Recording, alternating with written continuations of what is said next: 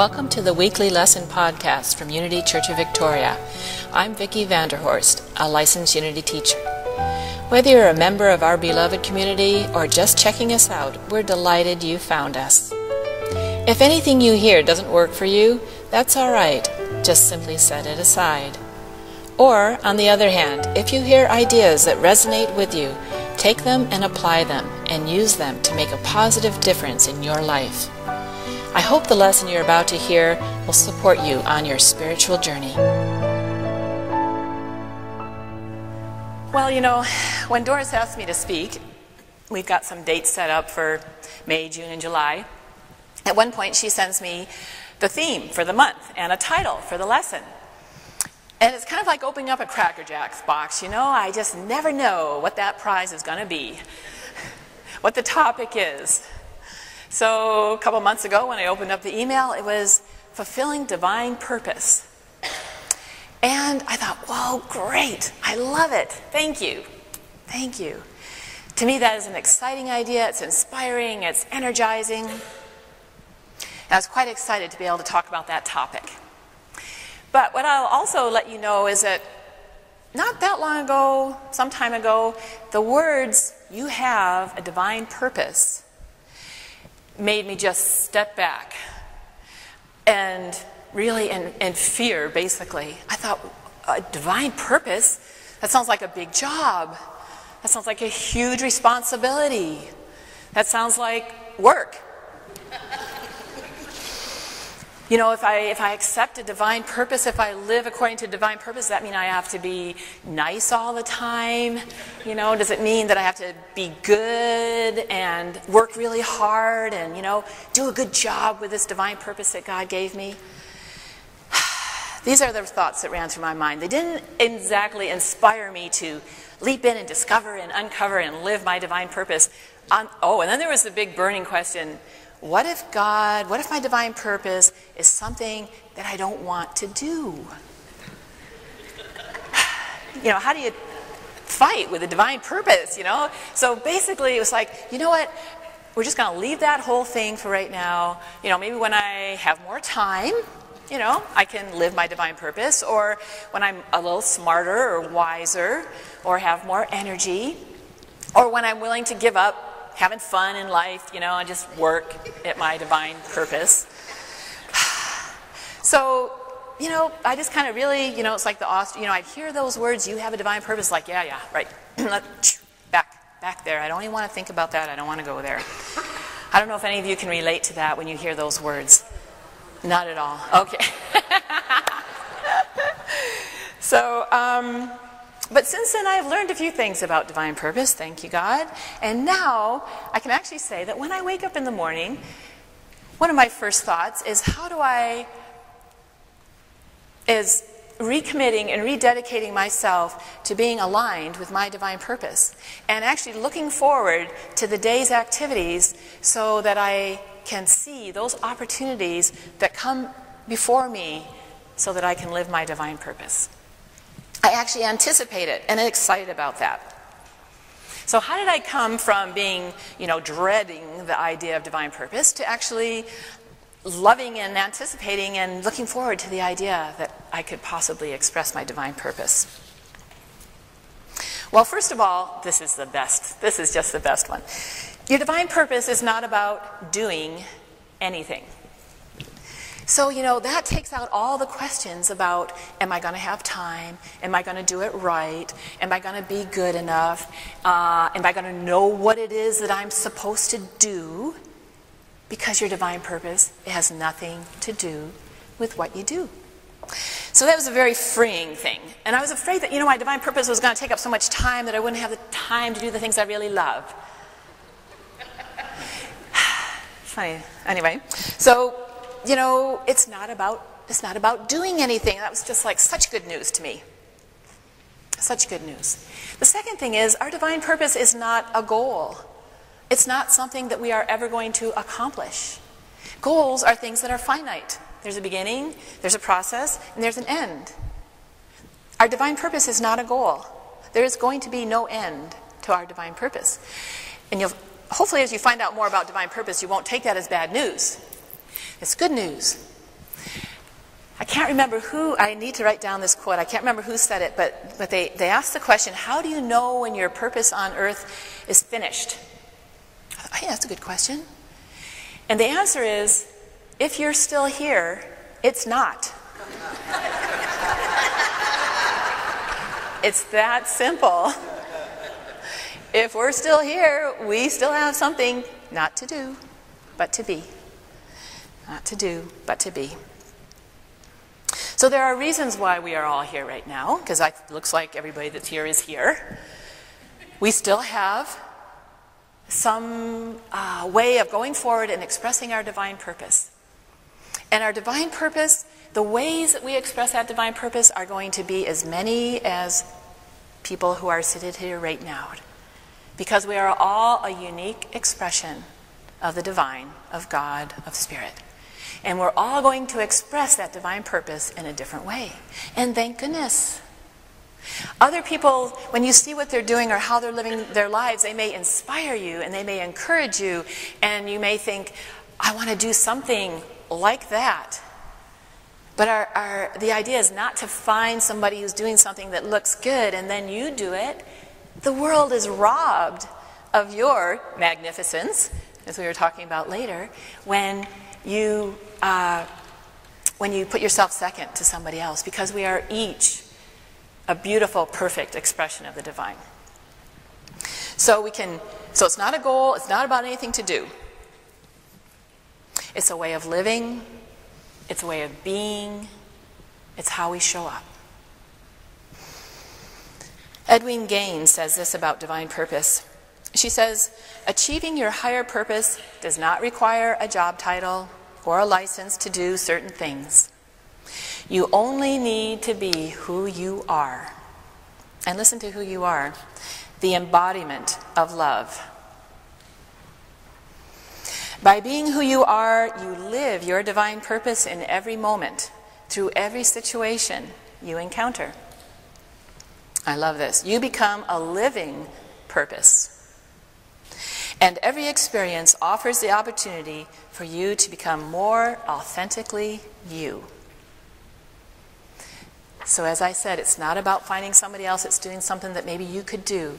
It's about uncovering and discovering and experiencing our more authentic self. And we learn how to do that. You know, there's times in my life when I feel like I haven't learned much about that, and times when there's just, a big leap. So it's not anything that, you can predict and, you can put on a timeline or anything. But it's something that we need to be paying attention to. So the good news is, our purpose is simple. It's easy to remember. Our purpose is to be the presence of God, of Spirit, of the divine. To be the presence. To be love. To be energy. To be joy. To be strength. To be faith. Everything that God is, we have within us and we can express. And that's our only job. So there are times when that's easy. When we're around people who agree with us, who think we're great, when nothing unexpected or unplanned or bad happens, when things go our way. I love it. Doris used to say, well, it's easy to know what's good and what's bad. If it works the way you want it to work, it's good. If it doesn't work the way you want it to work, it's bad. So, it's easy to show up as God and to be loving and compassionate and kind when everything is going, our way, the way we want it to be, when nothing unexpected happens. What happens when you go out in the morning to go to work and you find that your car's been broken into? Might not be so easy to be an expression of God at that moment. So not that there aren't things to do. Of course, you need to do things in every situation, probably most situations. You need to do something, and you can ask yourself the question, how can I show up as God right now? What God-like qualities can I express in this moment? I'll tell you from the point of view of the person who may be working at BCAA who's going to take your call, and if you're angry and frustrated and about what's happened, it's probably not expressing, the godlike qualities that you could. Every moment that we live, we can choose, really. Are we going to be an expression of God, or are we going to be an expression of our human selves? And, I couldn't even give you the fraction of the percent of the time that I'm on track with my godlike qualities. I'm a human being. We're all human beings. We're going to get frustrated. We're going to get angry. We're going to get impatient. We're going to, all those things are going to happen. But if there's some way in the back of our minds, we can just ask ourselves, and I could be an expression of good right now. You wouldn't believe how that will change your life experience.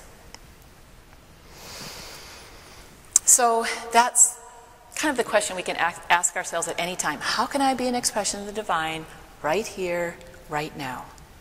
And I love, and you've probably heard me say it before, a quote by St. Francis. It says, "Preach the gospel at all times. To me, gospel equals love. Preach the gospel at all times, and when necessary, use words." Can you see? It's not about what you do, and it's not even necessarily about what you say. It's your beingness. It's your beingness, your connection. And who you are, what your beingness is, guides what you do and what you say. If you start from that place. And sometimes, I'll admit, I'm right out there. I'm mad, I'm, and then it's like, I guess I could, step back here and get centered and get connected and, remember who I really am. But sometimes I can remember that first. And then what I say and what I do and how everything else unravels, unrolls is different because of that.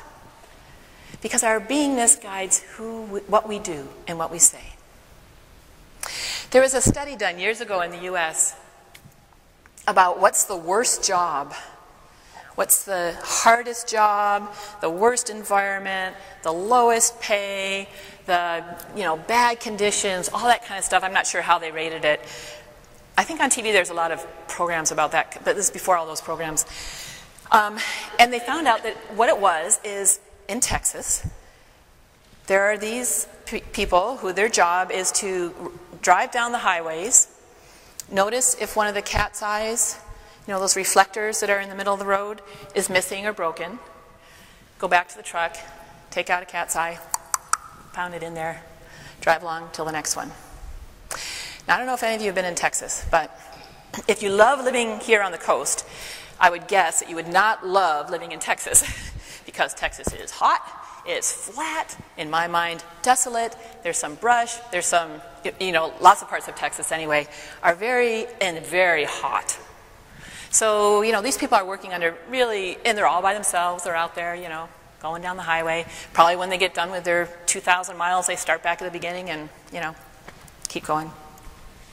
So a TV crew decided to go out and find somebody who's actually doing this job and just see what he thought about that. And so they found him, and there he was, out in the 105 and tapping his cat's eyes there. And they went up to him and they said, you have the worst job in the U.S. And he said, no, I don't. He was totally astonished. He said, I love my job. He said, I'm saving lives.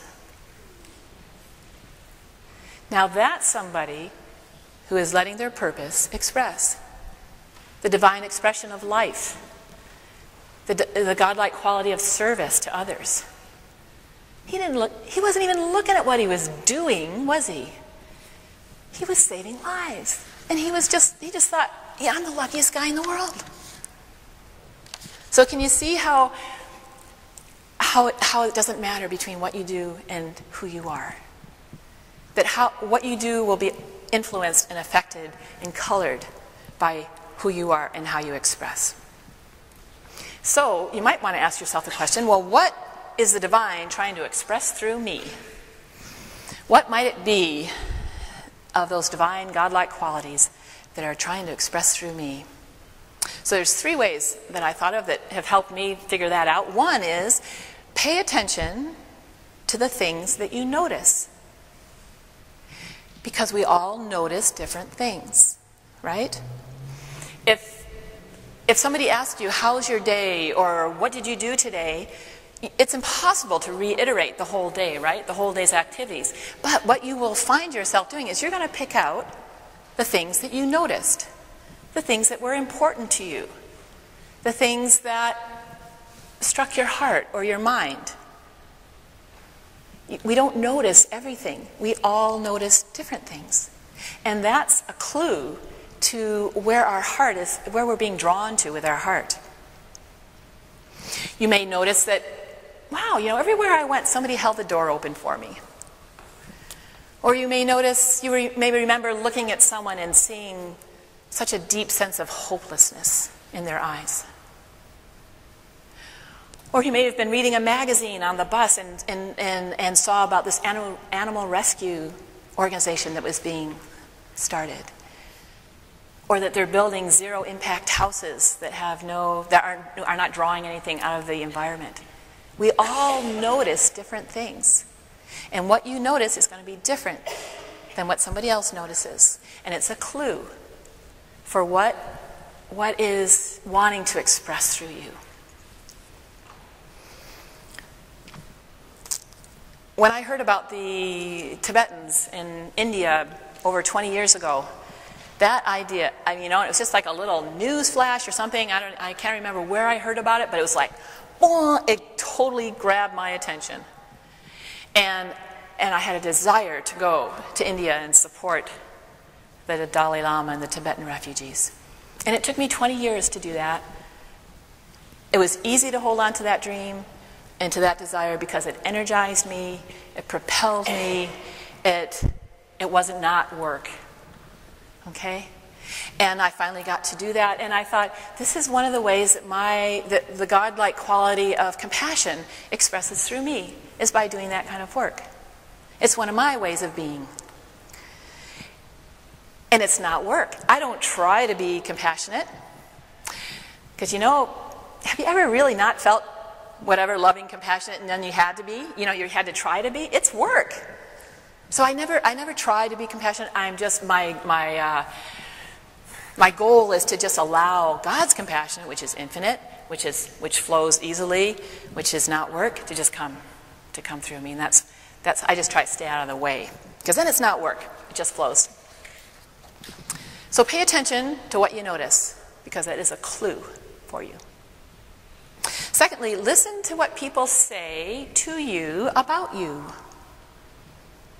Often we brush off compliments, and we don't think we deserve them, or, there's all kinds of reasons why we do that. We just brush them off. Be aware of what your strengths are, what your gifts are, how other people see you. Sometimes what we're doing comes so easily and naturally to us that it's hard to accept a compliment for it, because it's like, well, I didn't really do anything. It wasn't hard. I didn't really try, Well, that is a sign that it is your gift. Because what comes easily to you and naturally to you and is not work is probably part of a channel of your divine expression.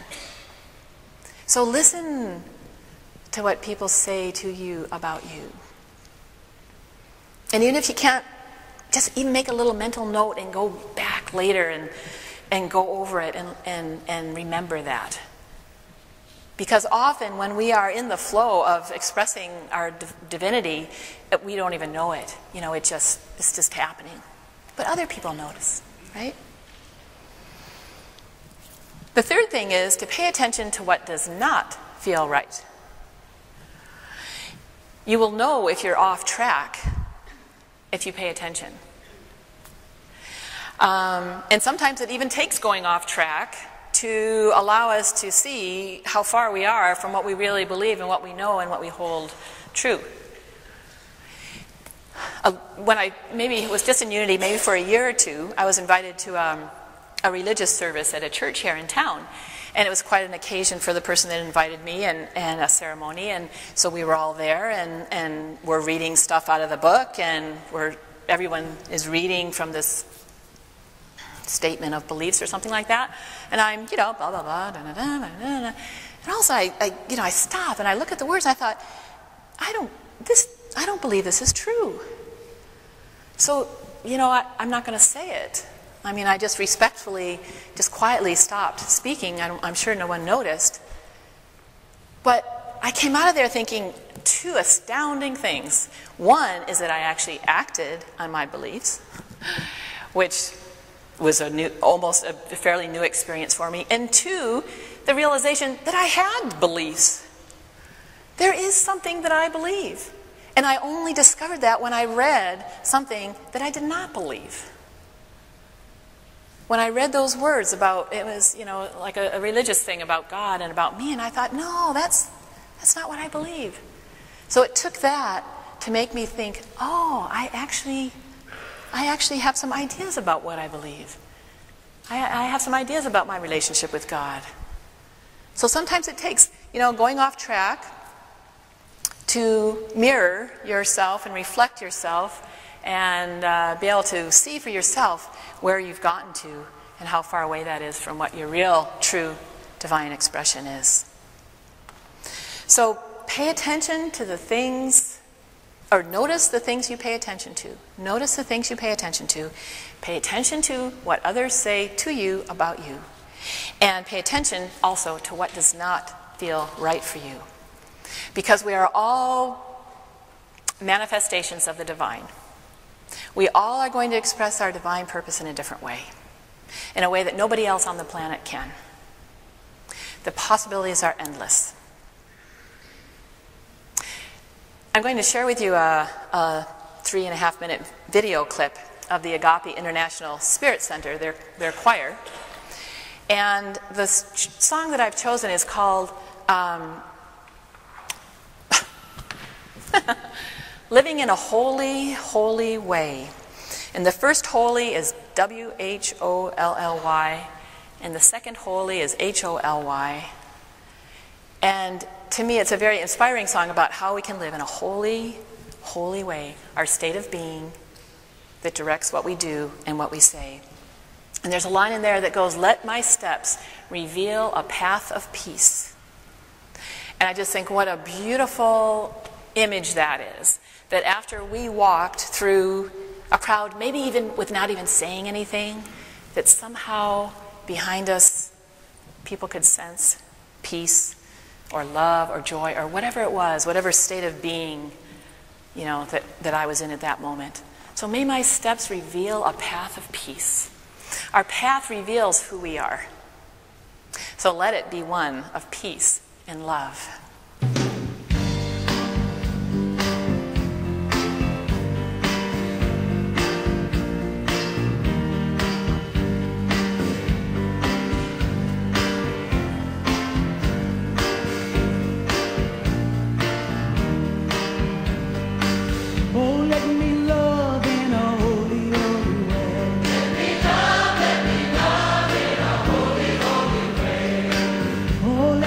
Love in a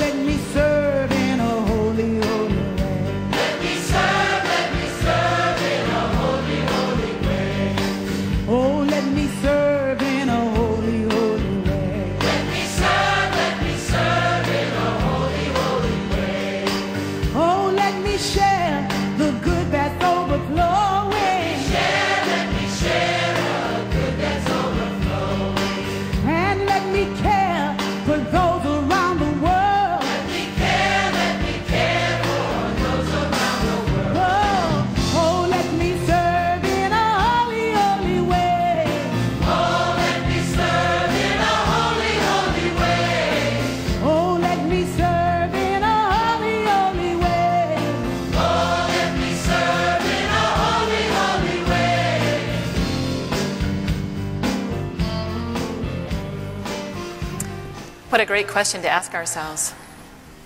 How can I live? How can I love? How can I serve in a holy, holy way? Let's take that thought into our closing prayer.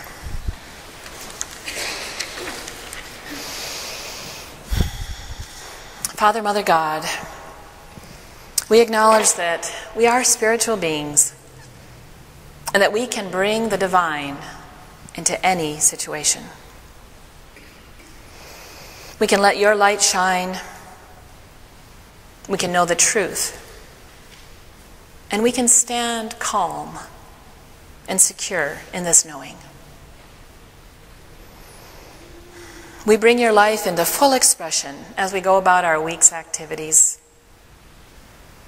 And we allow your qualities of love, peace, wisdom, and joy to shine through everything we say and do. And so for this ability, for us to take the divine within and allow it to express without, we are grateful. We say thank you and amen. Thank you for listening to this podcast. If you'd like to know more about us, I invite you to check out our website, unityvictoria.ca, or join us on Sunday mornings at 10:30 a.m. as we come together for our weekly service in the Victoria Conservatory of Music's Alex Goulden Hall at Quadra and Pandora. God bless and namaste.